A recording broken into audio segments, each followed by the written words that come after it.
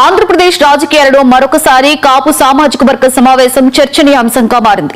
ఈ సమావేశంలో పలువురు కాపు జేఏసీ నేతలు, సామాజిక వర్గ ప్రతినిధులు, వ్యాపారవేత్తలు పాల్గొని కాపు సమాజ భవిష్యత్తు, రాజకీయ ప్రాతినిధ్యం, సామాజిక వివక్ష వంటి అంశాలపై తమ అభిప్రాయాలను వ్యక్తం చేశారు.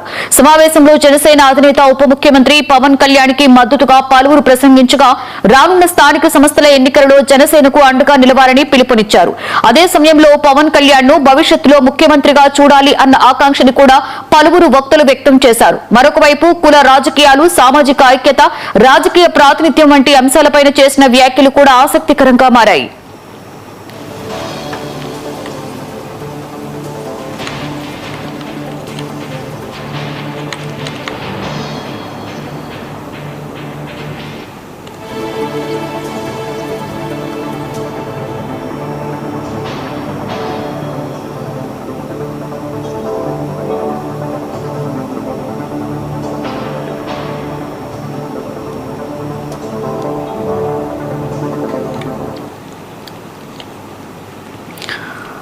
ఇదే అంశం మీద మరింత సమాచారాన్ని మా ప్రతినిధి అబ్దుల్ అలీం అందిస్తారు.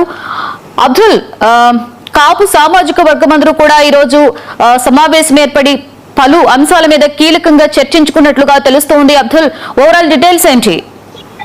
యంగలక్ష్మి ఆంధ్రప్రదేశ్ లో జనసేన పార్టీ ఆధ్వర్యంలో ఈ రోజు కాపులకు సంబంధించిన చైతన్య రథం సమావేశాన్ని నిర్వహించారు. ఈ సమావేశంలో భాగంగా రాష్ట్ర వ్యాప్తంగా కాపులు ఎదుర్కొంటున్న సమస్యలతో పాటు కాపులు ఏదైతే ఇబ్బందులు పడుతున్నారు రాజకీయంగా, సామాజికంగా అంతగా కూడాను ఈ రోజు సమావేశం జరిగింది. వారి యొక్క ముఖ్య ఉద్దేశం రాబోయే రోజుల్లో కాపులందరూ కూడాను సంఘటితంగా ముఖ్యమంత్రిగా పవన్ కళ్యాణ్ చూడాలనే అభిలాషని వ్యక్తపరిచారు. దీనికి సంబంధించి కూడాను రాష్ట్ర వ్యాప్తంగా రేపు జరగబోయే పంచాయతీ ఎన్నికలు కావచ్చు, ఆ తర్వాత జరిగే ఎన్నికల్లో కూడాను ఖచ్చితంగా ముఖ్యమంత్రి అభ్యర్థిగా పవన్ కళ్యాణ్ ని బలపరచాలని చెప్పి కూడాను కాపు చైతన్య రథం ఈ రోజు ఏదైతే ఏకగ్రీవంగా తీర్మానం చేసిందో అందులో ఈ అంశాలన్నీ కూడాను పొందుపరిచింది. వైఎస్ఆర్సీపీ చెందిన నేతలు కానీ కాపు నాయకులు కానీ ఈసారి తమ నాయకుడు జనసేన అధినేత పవన్ కళ్యాణ్ గురించి విమర్శిస్తే బాగోదని చెప్పి కూడాను వారి సందర్భంగా అభిప్రాయాలు వ్యక్తం చేశారు. బొత్స కావచ్చు, అంబటి రాంబాబు కావచ్చు, పేర్నాని కావచ్చు, వీళ్ళలో ఎవరైనా సరే ముఖ్యమంత్రి అయితే తమకు అభ్యంతరం లేదు. ముఖ్యమంత్రి అవటానికి అవకాశం ఉన్న జనసేన అధినేత పవన్ కళ్యాణ్ ని అడ్డుకోవటం సబబు కాదని చెప్పి కూడాను కమిటీ ఏకగ్రీవంగా కూడాను తీర్మానంలో ఒక అభిప్రాయానికి వచ్చింది. దీనికి సంబంధించి 5 అంశాలని కమిటీ ఏకగ్రీవంగా ఆమోదించింది. రాబోయే పంచాయతీ ఎన్నికల్లో కాపులను ఎక్కువగా గెలిపించుకోవాలి, వచ్చే ఎన్నికల్లో జనసేన అధినేత పవన్ కళ్యాణ్ ని ముఖ్యమంత్రిగా చూడాలని, అలాగే దానికి సంబంధించి కూడా కార్యాచరణ రూపొందించాలని, ప్రతి 3 నెలలకోసారి ఒక సమావేశం నిర్వహించాలని, రాష్ట్ర వ్యాప్తంగా కాపులు విడివిడిగా కాకుండా సంఘటితంగా ఎవరైతే ముఖ్యమంత్రి అభ్యర్థిగా ఉంటారని హామీ ఇస్తారో ఆ వ్యక్తికి మద్దతు ఇవ్వాలని చెప్పి కూడాను ఈ రోజు విజయవాడలో జరిగిన చైతన్య రథం సభలో కూడాను ఎవరైతే భక్తులు ఉన్నారో వారంతా కూడా ఏకగ్రీవంగా తీర్మానాన్ని ఆమోదించారు. Lakshmi, right, thank you Abdul.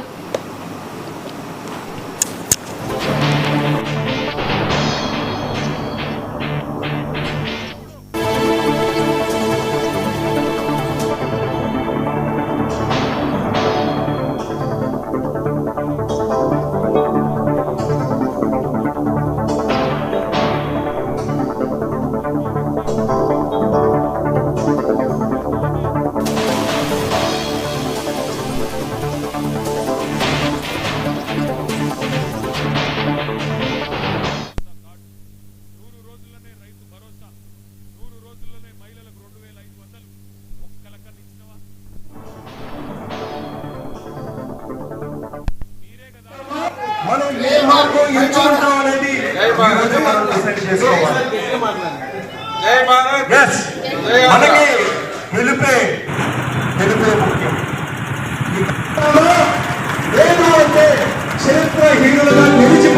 ఆనాడు స్వర్గీయ వంగవీటి మోహన్ అన్న గారు, ఈనాడు పవన్ కళ్యాణ్ గారు అనే స్లోగన్ చూశా. మన కోసం, మన వారి కోసం, కుల మతాలకు అతీతంగా, కులాలకు అతీతంగా, మతాలకు అతీతంగా సమాజంలో వెనకబడిన బలహీన వర్గాల కోసం పోరాడుతున్న నాయకులు ఆనాడు స్వర్గీయ వంగవీటి మోహన్ రంగా గారు పోరాడితే ఈరోజు పవన్ కళ్యాణ్ గారు పోరాడుతున్నారని కోటా భాస్కర్ గారు నాకు చెప్పారు. నేను స్వాగతించాను, ఆహ్వానించాను. తప్పనిసరిగా మీరు వేదిక ద్వారా సమావేశం పెడితే బాగుంటది సోదరులు ఆ విధంగా ముందుకెళ్తున్నందుకు శిరస్సు వంచి వందనాలు మరొకసారి తెలియజేస్తా ఉన్నా. అయితే మన కోసం రాజకీయ పార్టీల్లో పనిచేస్తున్న ముఖ్యమైన నాయకులు ఉంటే ఇక్కడ పెద్ద నాయకుల వద్ద ఉండి మన ఆవశ్యకతను ఎప్పటికప్పుడు తెలియజేస్తూ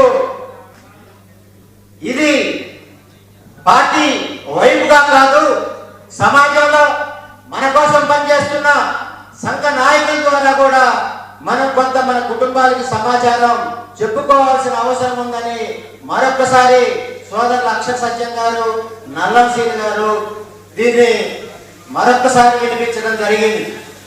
ఆనాడు స్వర్గీయ వంగవీటి మోహన్ నంద గారు కూటమి ప్రభుత్వానికి ఒకటే ప్రశ్న,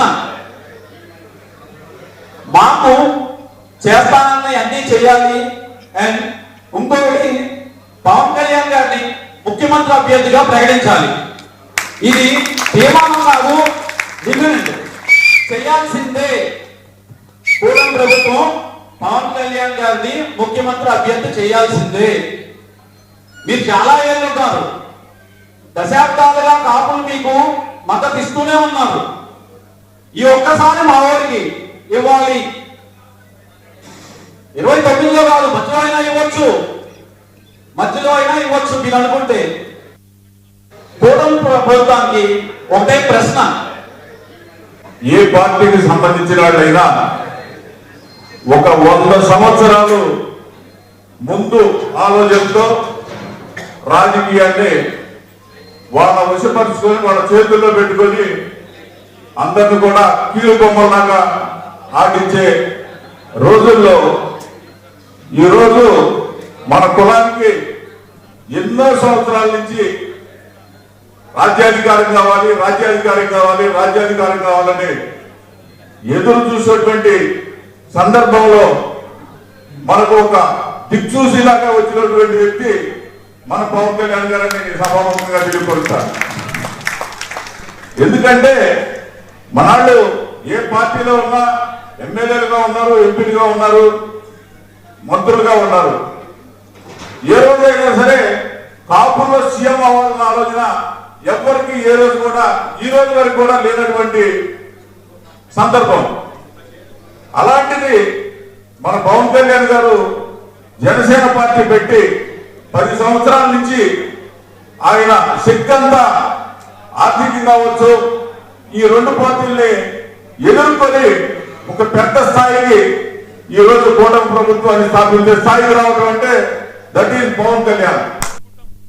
ఏ పార్టీకి సంబంధించిన వాళ్ళైనా కాపు యువకుడు అంటారు, వాళ్ళకి అవసరమైనప్పుడేమో రౌడీ షీటర్గా మారిపోతాడు. వాళ్ళకి వాళ్ళ స్ట్రాటజీలో కాపు యువకుడు వచ్చేస్తాడు.